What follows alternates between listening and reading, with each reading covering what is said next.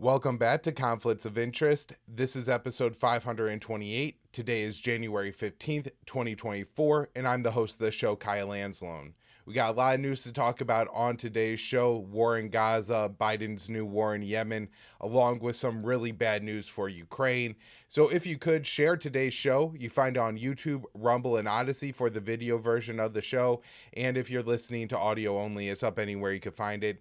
If you're a new listener, subscribe to the show. That way you don't miss an episode. If you really like it, give it a rating and review, and, retweet, thumbs up, like, whatever, helps us out in the algorithm. We really appreciate when you do that. It does make a difference, guys. And it only takes you a second to, smash the like button or whatever you want to do. And with that, let's get into the news today. All right, so first up here, Ukraine is in trouble. I wrote this for the Libertarian Institute on January 14th. The New York Times says Ukraine's prospects look bleak. And of course, I've been talking about this and just reading the statements that are coming out for Ukraine. We've known this for a very long time, and it's been very obvious, since really last spring when they couldn't even start the counteroffensive.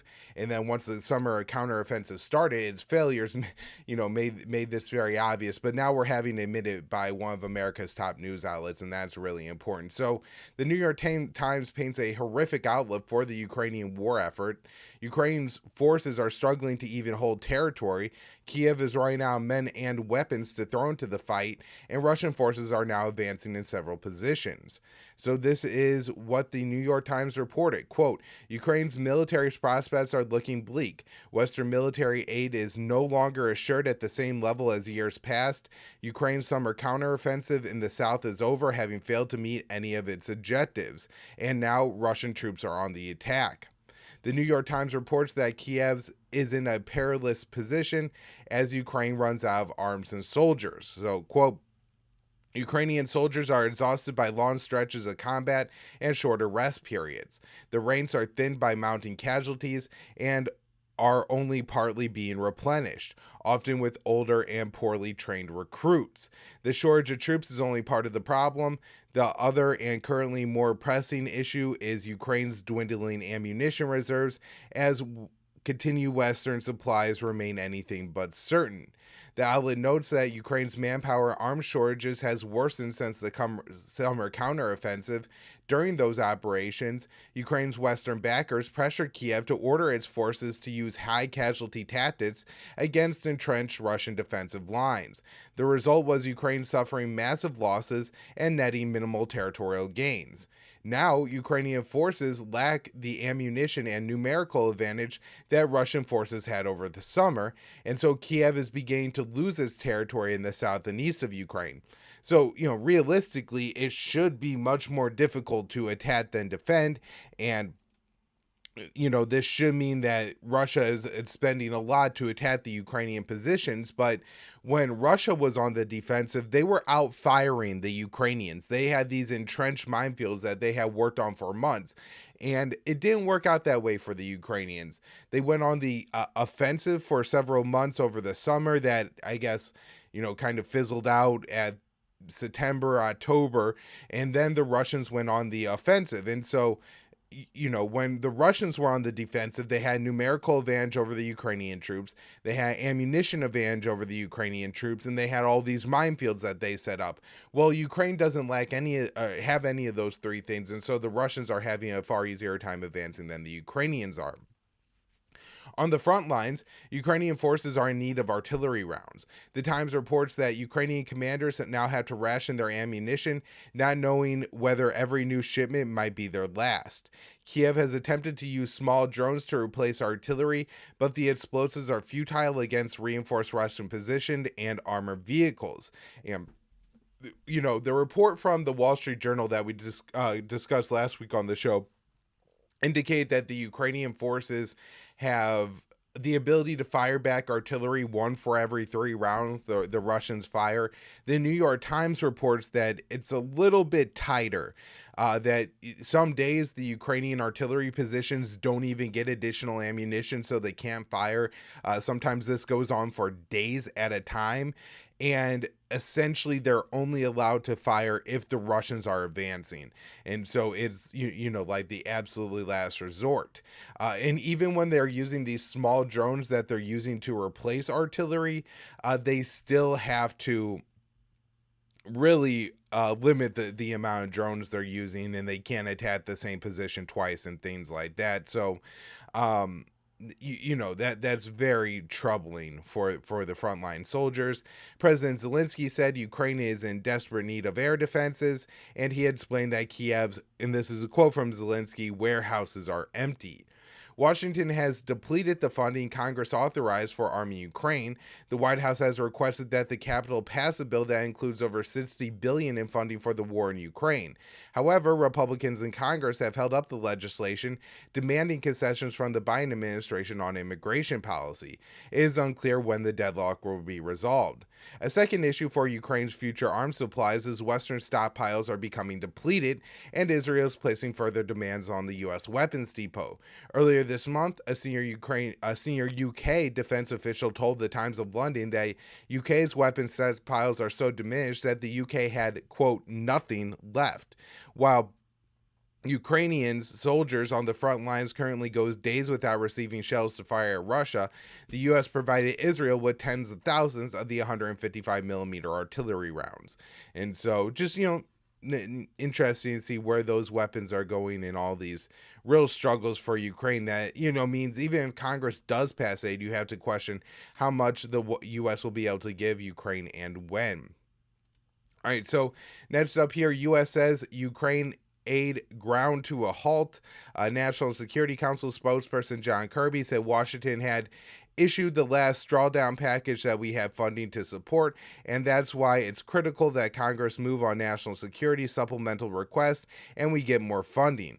The assistance we need has provided has now ground to a halt, and so I do think there should be trickles of U.S. support going to Ukraine over, the next several months and years. A lot of the funding that not a lot of, but a portion of the funding that the White House spent on arms for Ukraine was through the Ukrainian Security Assistance Initiative, USAI, and those funds, the Pentagon bought future weapons for Ukraine. So I would guess those will continue to trickle to Ukraine. And the other thing here that I thought was interesting in Kirby's statement is Washington is currently still, and the Capitol is currently still debating the budget for next year, and they already have this supplemental request that they're trying to push through on top of it. And so it seems like it should just be a part of the budget, I guess. I'm not sure, but it's all a huge mess. So next up here, American citizen jailed in Ukraine for his political views dies. So this is Gonzo Lira, and he's an American citizen who was jailed in Ukraine for his political views, and he has now died in a Ukrainian prison. Lira died on January 11th after a battle with pneumonia that said he was initially ignored by the Ukrainian authorities. His father first notified the media of his son's death on Friday and said he had been pleading with the U.S. Embassy to intervene. This is a quote from his father, Lira Sr. "I cannot accept what was the way my son died. He was tortured, extorted, incommunicado for 8 months and 11 days. The U.S. Embassy did nothing to help my son." The Gray Zone obtained a note from Lira Jr. recently, who wrote to his defense attorney that indicated he had pneumonia for months before being admitted to the hospital. He said, "I have double pneumonia, both lungs, as well as pneumothorax, and a very sensitive case of edema, swelling of the body. All of this started in mid-October, but I was ignored in the prison. They only admitted that I had pneumonia December 22nd. At a December 22nd hearing, I'm about to have a procedure to reduce edema pressure in both my lungs, which is causing me extreme shortness of breath to the point of passing out after minimal activity or even just talking for 2 minutes." And that was what his note said. He was a popular YouTuber and political commentator based in the northeastern Ukrainian city of Kharkiv, who gained prominence in the early days of the Russian invasion of Ukraine.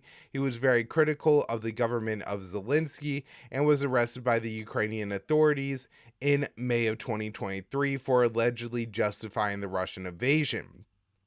So the SBU, the Ukrainian intelligence services, said in a press release about his arrest, after the start of the full-scale invasion, the blogger was one of the first to support the Russian invaders and glorify their war crimes.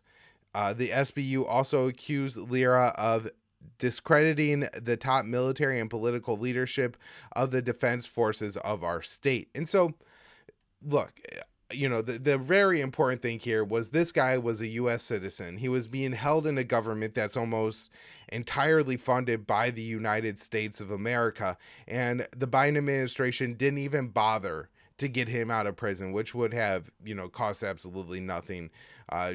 Just tell Zelensky to do it. And he essentially says no, say, well, then we're going to slow up the aid going to Ukraine. And he'll have no choice but to agree. So, this man should be alive. He should be in the U.S. And I know he was something of a polarizing figure.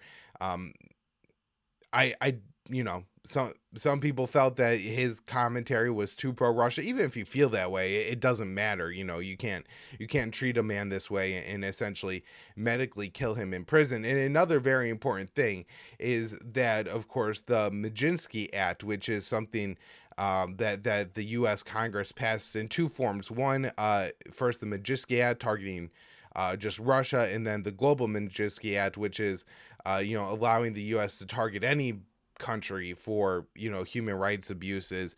And that was initially passed after what the U.S. says is a Russian dissident who was treated very poorly in prison. Now, initially they claimed that he was beaten to death, but it seems that it was just this kind of medical neglect that led to his death, and this led to sanctions on Russia. So if the U.S. wants to be consistent, there should be some consequences for this as well, especially since, Gonzo was an American citizen here. And it's really disturbing that the U.S. government did nothing. All right, next up here, North Korea test fires missile. North Korea fired an intermediate range ballistic missile. It's is Pyongyang's first missile launch since mid-December. I didn't do a bigger write-up on this. I'm not sure how big of a deal it is that North Korea has intermediate range missiles. They said that this was potentially a new variant of that missile that would allow North Korea to deliver a nuclear warhead to some U.S. bases in the Pacific region. Not exactly sure how true that is. Could be, could not be. This is just a part of the escalating tensions on the Korean Peninsula. Next up here, some news on the war in Gaza. First up here, CIA providing Israel with intel on top Hamas officials. So the New York Times reports a task force assembled in the days after the Hamas-led October 7th attack on Israel, in which 1,200 people were killed and some 240 taken hostage back in Gaza, has uncovered information on Hamas's top leaders. It is not clear how valuable that information has been to Israel, though, as none of the senior leaders of Hamas have been captured or killed. The U.S. is not providing Israel with intelligence on lower mid-level Hamas operatives. The CIA task force is collecting information. What the CIA task force that is collecting information was created by Jade Sullivan. The U.S. has stepped up drone flights over Gaza in an effort to collect more intel. The article adds that U.S. officials do not believe targeting low-level Hamas fighters is an effective strategy. This is again a quote from the Times. Some American officials believe that targeting low-level Hamas members is misguided because they can be easily replaced and because the unwarranted risks to civilians. They also have said that the Israeli military bombing campaign in Gaza could end up replenishing Hamas's bench of fighters. And so it's kind of obvious what they're saying there, and we talk about this all the time on the show. If you kill a bunch of innocent civilians, you're going to drive people to take up arms against you. And so if you're targeting, low-level Hamas members, especially when they're home, if you're going to kill them and several members of their family, you're almost guaranteeing that the remaining members of their family go and take up arms with Hamas. The Times says the U.S. intelligence community will have more funding to surveil Hamas in the future. So again, this is quoting from the Times. Before the October 7th attack, Hamas was a level 4 priority, meaning few resources were dedicated to collecting intelligence on the group.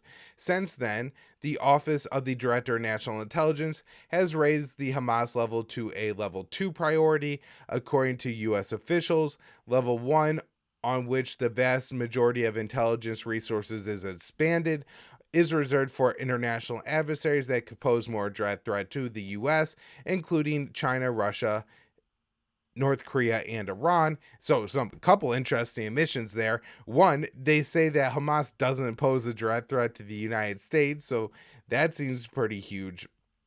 But also just moving Hamas up the priority list probably means that, we're going to continue to have a lot of propaganda thrown at us about Hamas.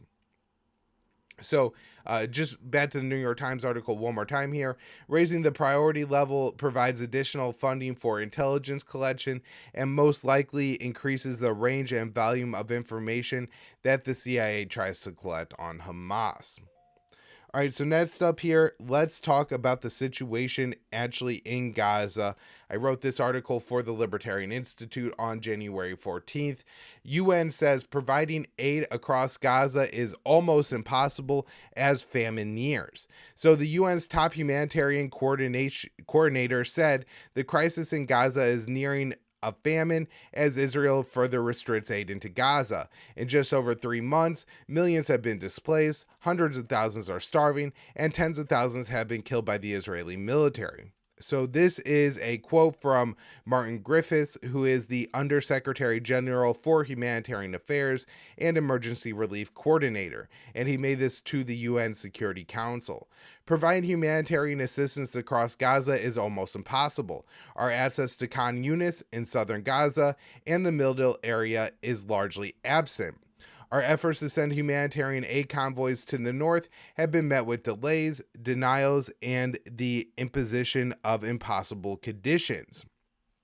So, and I also read separately that the UN says only 21% of their planned aid convoys to northern Gaza have actually gotten there. So one issue restricting aid deliveries is Israeli inspection protocols. Griffith explains that Tel Aviv's inspections of aid have recently tightened. A growing list of rejected items means we are unable to bring into Gaza supplies to rehabilitate life-sustaining infrastructure, Griffith said. Among banned items are generators for hospitals and water treatment centers. Last week, Chris Van Hollen, a Democrat from Maryland, described on Face the Nation how Israel uses the protocols to stifle aid deliveries into Gaza. The Maryland senator said, and when one item on a truck is rejected, the entire truck is rejected.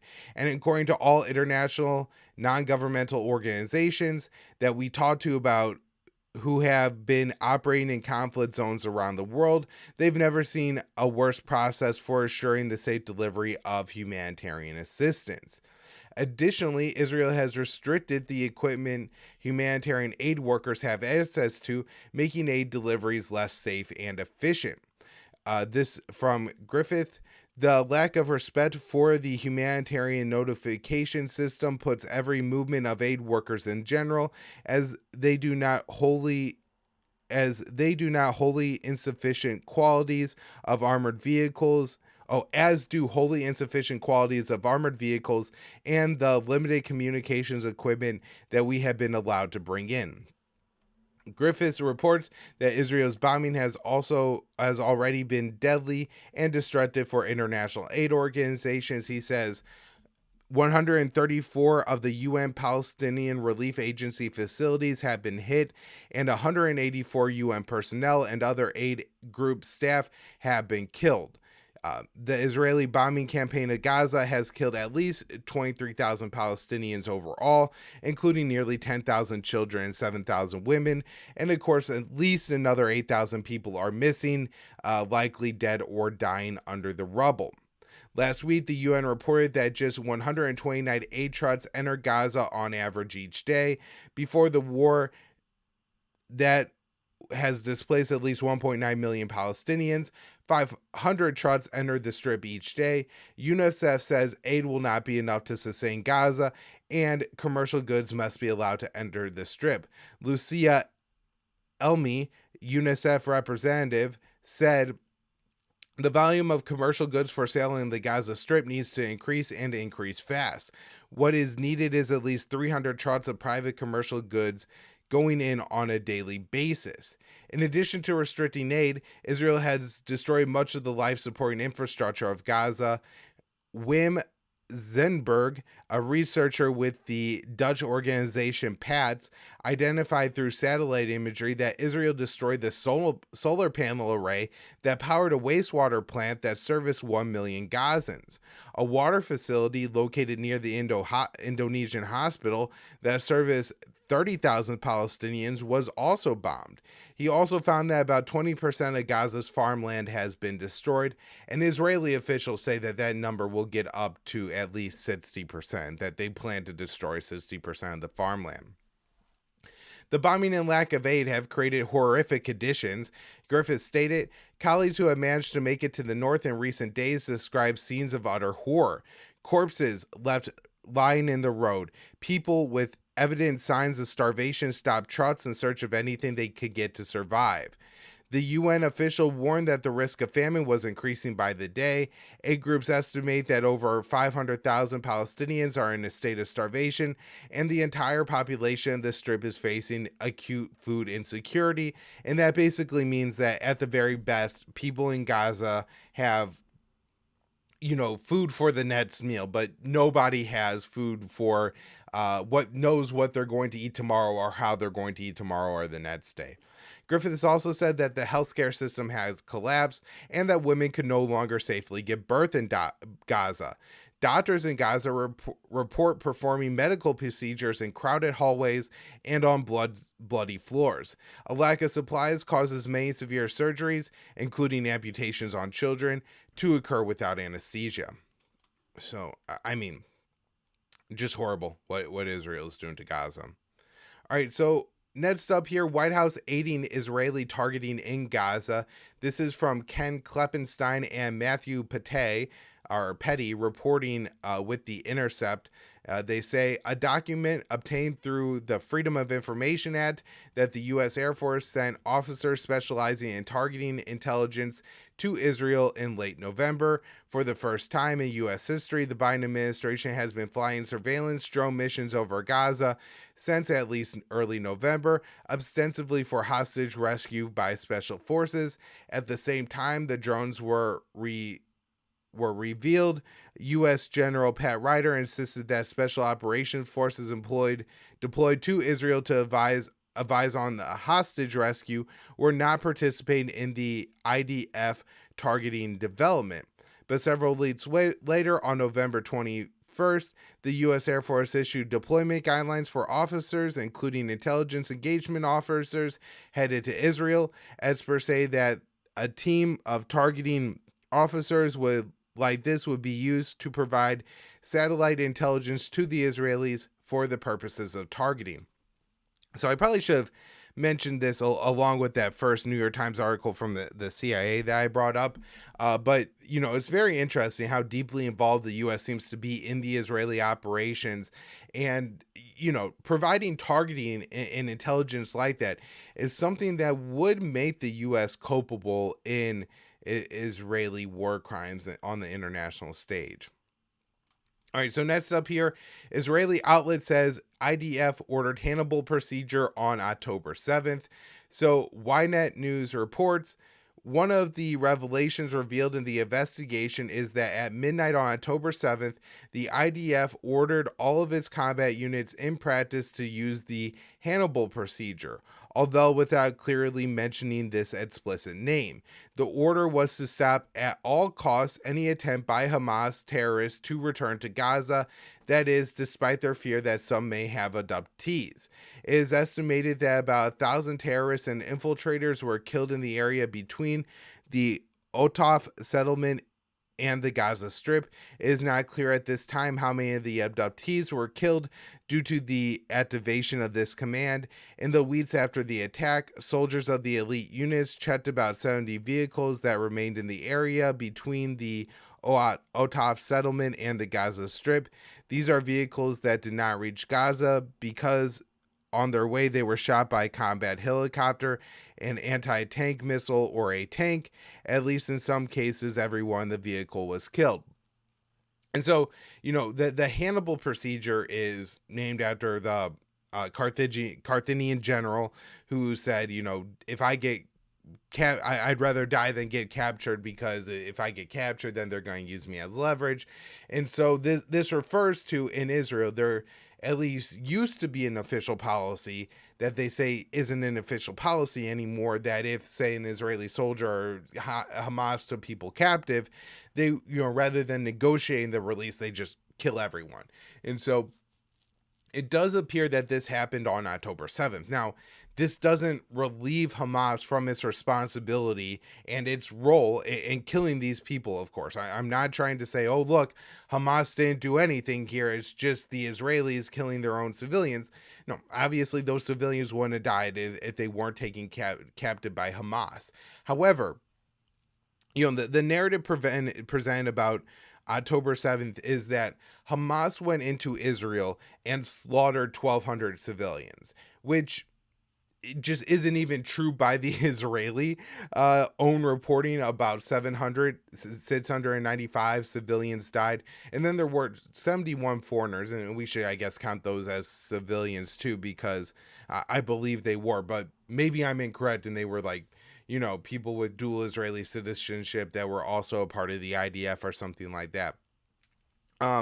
But of those 695, when you start to look at it, and if Israel killed 100 or 200 of those civilians, maybe even half of them, if we're looking at this protocol where there may have been hundreds of Israelis who were taken captive, and Hamas was trying to drive them back to the Gaza Strip because they think they killed 1,000 Hamas members in that time. It seems possible that they may have had hundreds, at least 100 Israeli abductees. We know that Israeli citizens were killed by Israeli forces within the settlements around Gaza as well.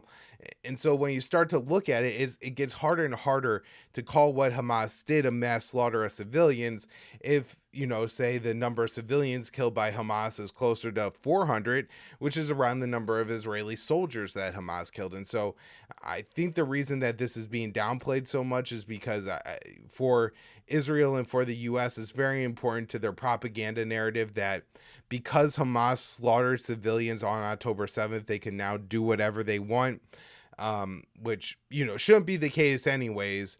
But, it's becoming more and more clear that what Hamas did on October 7th wasn't, just the slaughter of civilians. They killed a lot of military personnel and in large part did have objectives aside from killing civilians.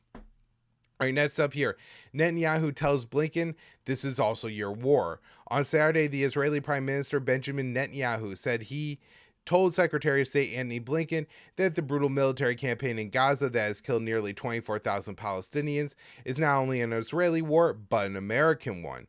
This is not just our war, it is also your war. This is the war of the sons of light against the sons of darkness, Netanyahu said he told Blinken when he visited Israel last week. This is a war against the axis of evil led by Iran and its three proxies, Hezbollah, Hamas, and the Houthis. From the perspective of the Palestinians and many Arabs across the region, the slaughter in Gaza is an American war as well as an Israeli one due to the unconditional military support and political cover the U.S. has provided.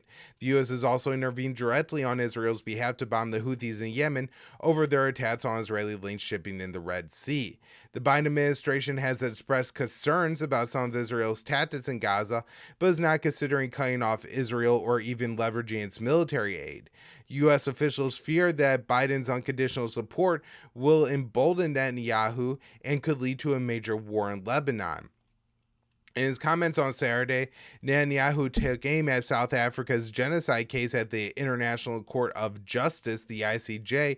No one will stop us, not the Hague, not the axis of evil, not anyone else, he said. The comments came a day after Israel presented its defense of the South African charge at the ICJ.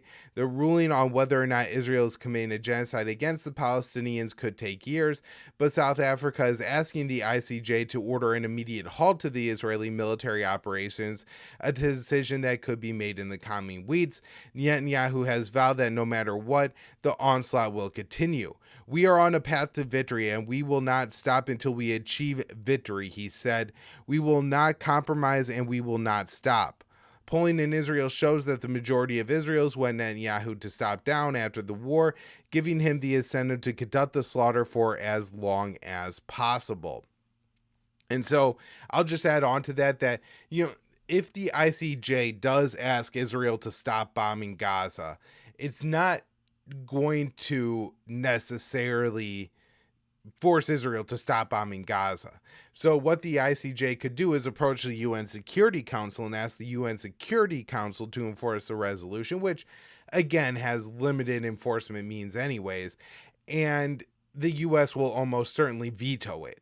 Now, I think where this is important is within the political battle, the narrative about what is actually happening here. And if the ICJ rules Israel's committing a genocide, well, then that's more pressure that people could use. And I think the pressure has to be applied to the White House and the Biden administration. And ultimately, it'll have to be the Biden administration that tells Israel to knock this off, or else it won't happen.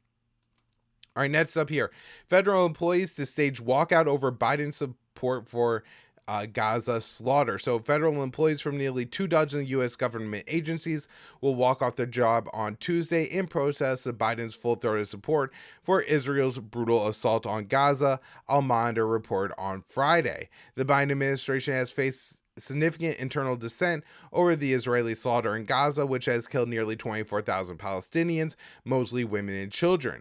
Officials from across the government agencies have signed letters protesting U.S. support for Israel, but a walkout will be the most dramatic step yet, besides the two resignations from administration officials. So I want to see how this plays out. If a lot of employees walk out, this could be interesting. If it's only a few, they may just get fired. I'm not sure how this is all going to go. It's pretty disappointing. Apparently, some of the employees are from the Department of State, Department of Defense, National Security Agency, Homeland Security, and Veteran Affairs. So it could be pretty widespread. I don't think this is going to do anything. I wish these officials would put out letters and announce their resignation. I think that's the way to get the most attention here. Next up, Turkey bombs Kurdish groups in Iraq and Syria. Turkey bombed more than 24 targets allegedly linked to Kurdish groups in Iraq and Syria in retaliation for the deaths of 9 Turkish soldiers in Iraq the day before.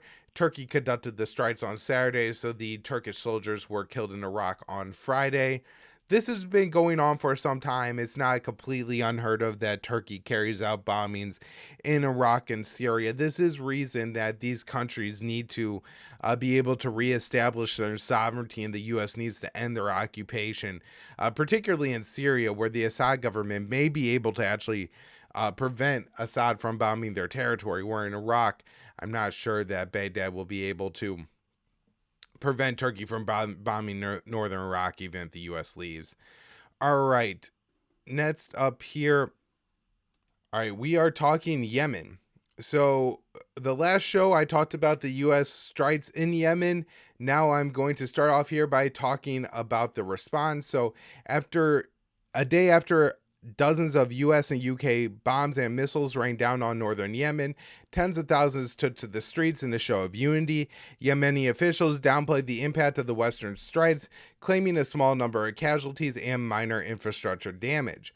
On Thursday night, the US and UK fired scores of munitions at Yemen. So I've read different numbers, up to I think about 120 US strikes on 30 different targets, or US and UK strikes on 30 different targets.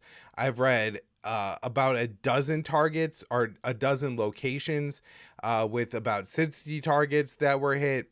And then I think the Houthis said 73. So I'm not exactly sure how many bombs the U.S. actually dropped on Yemen. U.S. and U.K. dropped on Yemen Thursday night. According to The Guardian, British forces hit targets in northwest Yemen, while Americans targeted larger cities including Sadr, Sana'a, and Hodeidah. Both the airport and port of Hodeidah were reported to be targets. The port of Hodeidah is crucial for commerce and badly needed aid reaching the country. On Friday, the Houthis report the Western strikes had a minimal impact. Yemeni officials said 5 fighters were killed and 6 were wounded. The Houthis said damage to their infrastructure was limited, but the attacks would not go unanswered and unpunished. Nasser al-Din Amir, vice president of the Houthi media authority, stated, "Without hesitation, and we will not back down from our position in supporting the Palestinian people, whatever the cost." At least tens of thousands of Yemenis turned out in multiple cities the day after the strike to show their support, and the protests looked large. All the Western media outlets said that tens of thousands were in the streets, and certainly it could have been 80, 90,000 at these protests, but to me it looked probably larger, like hundreds of thousands. The US and UK are bombing Yemen as a spillover of Israel's brutal war in Gaza. The Houthis have pledged to stop all Israeli-linked shipping in the Red Sea in an effort to pressure Tel Aviv to end its military campaign against the besieged Gaza Strip. Washington and London claim the Houthis' attempt to block Israeli shipping violates the freedom of navigation and international law. However, the U.S. and Saudi Arabia have enforced a blockade of Yemen for almost 9 years. President Joe Biden says the strikes serve as a clear message that the United States and our partners will not tolerate attacks on our personnel or allow hostile actors to imperil freedom of navigation, one of the world's most crucial commercial routes. Mohammed Ali al-Houthi, a member of the Houthi Supreme Political Council, as reported in Reuters, said, "We did not attack the shores of America, nor did we move in the American islands, nor did we attack them. Your strikes on our country are terrorism. They are terrorist, and they are amazing at lying to the people of the world. But the awareness of the Yemeni people is a different awareness. Do you, Yemeni, think that America is defending itself or is a terrorist?" Hassan al-Ezi, a Houthi foreign ministry official, explained that American and British will undoubtedly have to prepare to pay a heavy price and bear all the dire consequences of this blatant aggression. Mohammed al-Basha, senior Yemeni analyst at the Virginia-based firm Navanti Group, said the strikes were unlikely to have any long-term impact on the Houthis. If the strikes successfully targeted drone and missile manufacturing facilities, it could temporarily hinder Houthi capabilities. However, given their adaptability and quick recovery demonstrated throughout the prolonged conflict, the impact may be short-term, and this is why I've said time and time again. Houthi spokesperson said, "Our response to the American-British aggression is inevitably coming. This isn't going to deter us," suggesting the conflict is likely to escalate further. President Biden also threatened future attacks. He said, "I will not hesitate to direct further measures to protect our people and the free flow of international commerce as necessary." And that was from a White House statement. So the next day, the U.S. conducted an additional strike on Yemen. Just one single strike, by the way. This was kind of surprising that they just carried out one, but Anyways, this is what happened. I wrote this for antiwar.com on January 13th. The U.S. followed up its widespread bombing of Yemen by conducting another strike early Saturday morning. The second attack came as Biden is facing criticism among his political and Middle East allies for starting a war with the Houthis. U.S. officials report that Saturday's strike targeted a radar facility that was missed during Thursday night's initial attack. So, the initial attack happened late Thursday night. This second attack happened essentially a day later, Saturday morning. So Friday night, Saturday morning. U.S. Central Command posted on X. The strike was conducted by the USS Carney using Tomahawk land attack missile and was a follow-on action to a specific military target associated with strikes taken on January 12th. The initial attack was conducted jointly by the U.S. and UK. Washington and London targeted nearly 30 positions across Yemen with scores of missiles and bombs. Pentagon spokesperson Brigadier General Pat Ryder said the attack had a, quote, good effect. However, Yemen issued a defiant response. Tens of thousands of Yemenis took to the streets across the country to protest the Western attack. Houthi leaders downplayed the impact of the strikes and vowed a response. The Biden administration claimed the strikes were needed to restore freedom of navigation in the Red Sea. The Houthis, who control North Yemen and most of the country's population, have hijacked one ship and attacked about 24 others transiting the Red Sea. It's important to note here that the Houthis have not killed anyone in their attacks. The Houthis say they are targeting Israeli-linked ships because Tel Aviv is conducting a genocide in Gaza. The White House assertion that the strikes are justified to ensure international trade is questionable. For most of the past 9 years, Washington and Riyadh have maintained a blockade of Yemen, leading to a humanitarian crisis in the Middle East poorest country. The U.S. has also attempted to substantially restrict trade with North Korea, Cuba, Venezuela, Russia, China, Syria, Afghanistan, and Iran. The Biden administration's authority to order the strikes in a country against which Congress has not authorized war is also in question. This is a quote from Representative Ro Khanna.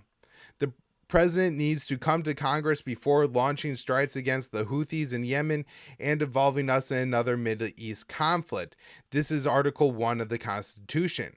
And then Democratic lawmakers, Representative Jayapal, Valhall, Rashid Tlaib, Cori Bush, Mark Pocan, Barbara Lee, Sarah Jacobs. So those are all Democrats who have openly come out and criticized the president. The president has also been attacked by several conservative Republicans. Representative Thomas Massey says Congress needs to address presidential war powers. He posted on X. The U.S. has been involved in hostilities in Yemen in one form or another for over 5 years now. The sad reality is Congress frequently refuses to assert its authority. Biden claims he has the authority to order the strikes as defensive action. However, the Houthis have never attacked the U.S. The Houthis are enemies of Al-Qaeda in the Arabian Peninsula, AQAP, a terrorist group that has attacked America. Before Saudi Arabia launched a war against the Houthis in 2015, which the Barack Obama White House elected to support, U.S. Central Command, then led by General Lloyd Austin, backed the Houthis against Al-Qaeda in the Arabian Peninsula. At the time, Austin, who is now Secretary of Defense, was enraged by the decision. According to a senior official who told the Quincy Institute's Mark Perry, Lloyd was enraged by the Saudi intervention because we, the Americans, were quietly supporting the Houthi fight against AQAP at the time. Austin's role in the current discussions about attacking Yemen is unclear. The Secretary of Defense remains in Walter Reed Hospital after complications from prostate cancer surgery. It was recently disclosed that Austin was incapacitated in the hospital for several days before the White House was aware of his condition. The Pentagon claims the Secretary of Defense is informed on worldwide matters in his hospital bed and signed off on the strikes. The White House even encouraged dissent from one of its core Mideast partners. On Friday, Saudi Arabia's foreign ministry issued a statement calling for self-restraint and to avoid escalation. And so Austin's role in all this I do find to be pretty interesting. As far as it goes in the White House, I don't think there's ever been any real consideration when people ask who's really in charge that the answer is Lloyd Austin. He seems like a fairly kind of yes men type figure. Although in the past, he has had positions against expanding and going to war. To me, he has seemed like one of the more reasonable figures on Biden's foreign policy team, along with CIA Director William Burns. That's not an endorsement of either of these men. It's just on the scale of, Victoria Nuland, Jade Sullivan, Antony Blinken, Eli Ratner, Brett McGurk, that these are probably the two people in the room that are saying the more reasonable things. And so that Austin could be in the hospital for several days without the White House knowing means he has to be exceptionally marginal in the decision-making structure, which again is just disappointing because he may be one person who says restraint is better than attacking. All right, so U.S. issues new sanctions targeting Yemen. The Treasury Department said it has sanctioned 2 companies in Hong Kong and the UAE for providing support to the Houthis. The Treasury statement claimed the blacklisted companies aided Iran in shipping Iranian commodities to Yemen. All right, next up here. Houthis' offensive capabilities not significantly damaged by U.S. airstrikes. U.S. and British airstrikes launched across Houthi-controlled areas of Yemen did not significantly impact the Houthis' ability to launch attacks in the Red Sea, U.S. officials have acknowledged to the New York Times. The Pentagon said the first wave of strikes launched early Friday morning targeted around 30 locations and destroyed 60 missile and drone sites. Early Saturday morning, the U.S. launched another strike on a radar facility U.S. officials said was missed in the initial attack. Lieutenant General Douglas Symes, the director of the U.S. military Joint Staff, claimed on Friday that the U.S. and British airstrikes were enough to stop the Houthis from launching a large drone and missile attack. But the U.S. officials speaking with the Times said that was not the case. The U.S. officials said the strikes only degraded about 20 to 30% of the Houthis' offensive capability. They said much of the Houthi weapons are mounted on mobile platforms that can be easily moved and hidden, and that finding targets was more difficult than anticipated since the U.S. has been collecting much intelligence on the Houthis in recent years. The Houthis had downplayed the impact of the U.S. and British strikes, saying 5 fighters were killed, but only minimal damage was caused. Yemen's Saba Saba news agency reported another U.S. and British bombing on Saturday, but U.S. officials later denied that the U.S. or its allies launched more strikes. The Houthis, officially known as Ansar Allah, endured a brutal bombing campaign launched by the U.S.-backed Saudi-led coalition from 2015 until 2022, and they only became more formidable fighting force during that time. The Houthi missile and drone capabilities significantly increased despite air campaigns and blockade, giving them the ability to hit oil fields deep inside Saudi Arabia. And so this is, more or less what I predicted would happen before the strikes. I don't know if I would have said the U.S. gets 20 to 30% of the Houthis' offensive capabilities, but just that, their ability to hide their weapon systems from the U.S. is established by the war in Yemen, where the U.S. backed Saudi Arabia for all those years in bombing Yemen, and also just, their ability to move around their missiles and things like that is very well known. So this is exactly what was expected. All right. Also, exactly what was expected is now we're going to have more escalation and less commercial trade through the Red Sea, not more. So tanker companies halt Red Sea shipping after U.S. bombs Yemen. President Biden's decision to bomb Yemen has disrupted shipping in the region as several major tanker companies halted transits through the Red Sea after the U.S. and British strikes against the Houthis. While container shipping has been disrupted by the Houthi attacks on Israeli-linked shipping, Red Sea oil and fuel tanker traffic has remained steady in December, but the tanker company Hafna, Torm, and Stena Bulk all halted Red Sea transits on Friday, and the shipping data show many tankers in the area turning around. The Combined Maritime Task Force, led a U.S.-led coalition in the region, had issued a warning that advised ships to avoid transiting the Bab el-Mandeb Strait for several days. Oil prices also spiked by about 4% following the U.S. and British strikes. President Biden said he ordered the strikes in Yemen to preserve freedom of navigation in the region, but the bombing significantly escalated tensions and made the situation much more volatile, as the Houthis, officially known as Ansar Allah, are warning of a major response. The Houthis have repeatedly stated they would halt attacks on shipping once Israel ended its slaughter in Gaza, instead of pressuring Israel to lift the siege. President Biden chose regional escalation, a decision that has come under significant criticism from members of Congress who say the bombing was unconstitutional. U.S. concerns about freedom of navigation ring hollow to the people of Yemen, as since 2015 the U.S. has helped Saudi Arabia enforce an air, land, and sea blockade on Houthi-controlled areas, which is where most of Yemenis live. The blockade has been eased since Houthis and Saudis reached a ceasefire in April of 2022, but it hasn't fully been lifted. The U.S. backed war against the Houthis killed 377,000 people between 2015 and 2022. More than half of those killed were due to starvation and disease caused by the bombing campaign and blockade.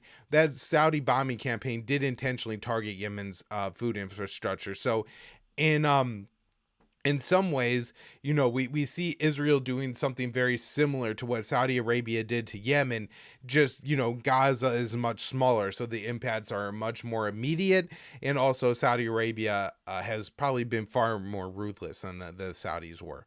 All right, so next up here, 2 Navy SEALs missing off coast of Somalia. 2 Navy SEALs are missing off the coast of Somalia.